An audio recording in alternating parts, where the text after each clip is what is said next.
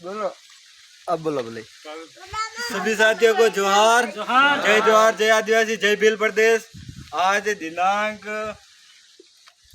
3 जनवरी 2023 को हम आज संविधान निर्माता डॉक्टर जयपाल सिंह मुंडा जो संविधान सभा के सदस्य थे, आज हम उनकी जन्म जयंती के अवसर पर आदिवासी परिवार ब्लॉक कुंभलगढ़ की आज जो ब्लॉक स्तरीय बैठक रखी थी, उसमें हम आज डॉक्टर जयपाल सिंह मुंडा जी की जो तस्वीर है उन पर आज माल्यार्पण करके आज हम उनके विचारों को आदान प्रदान कर रहे हैं।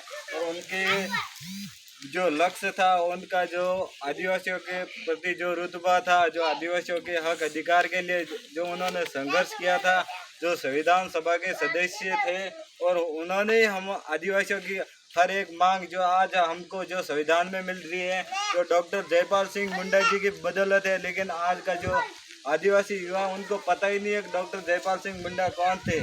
इनका जन्म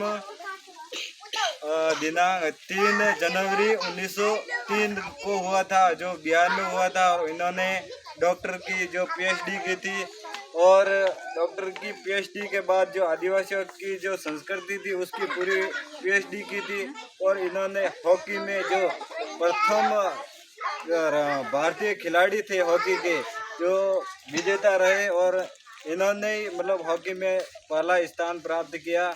और इनको डिग्री भी मिली। और उसके बाद में इन्होंने जो जब देश आज़ाद हुआ उस टाइम में इनको जो हमारे जो संविधान बना, जो भारत का जो संविधान है वो बना, उनके ये भी सदस्य रहे। तो उनमें हम आदिवासियों के जितने भी हक अधिकार थे उनकी इन्होंने हर मुद्दा इन्होंने उठाया। और लगभग ज़्यादा से ज़्यादा मुद्दे तो इनके जो इनकी देन है, जो हमें जो हमारे हक अधिकार मिले हैं, जो डॉक्टर जयपाल सिंह मुंडा जी की देन है। लेकिन आज का युवा है जो इनको पहचानता ही नहीं है, क्योंकि हमारा जो इतिहास है वो पूरा हमारा इतिहास दबा हुआ है। और हमारा इतिहास दबाने वाले कौन लोग हैं वो आप सब लोगों को पता ही है।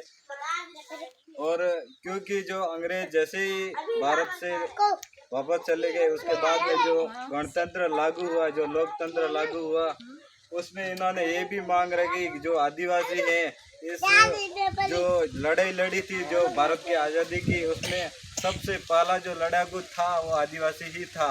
और आदिवासियों को आप कानून नहीं सिखा सकते, बल्कि आदिवासियों से आपको कानून सीखने की ज़रूरत है, आदिवासियों से समानता सीखने की ज़रूरत है। और जो मतलब 1950 से पहले जो भारत का संविधान था, उसमें जो आदिवासियों का जो कॉलम था, आदिवासी धर्म का जो कॉलम पहले से था मौजूद, उसकी भी इन्होंने मांग की कि हमें कोई दूसरा नाम स्वीकार्य नहीं है, क्योंकि हम आदिवासी इस देश के मूल मालिक हैं, मूल बीज हैं, और हमें दूसरा नाम कोई भी बर्दाश्त नहीं है। हमें जो हमारी जो ओरिजिनल पहचान है आदिवासी वही दी जाए। और इनकी जब बात संविधान सभा में नहीं सुनी तो इन्होंने अपने पद से इस्तीफा दे दिया था। जोहार।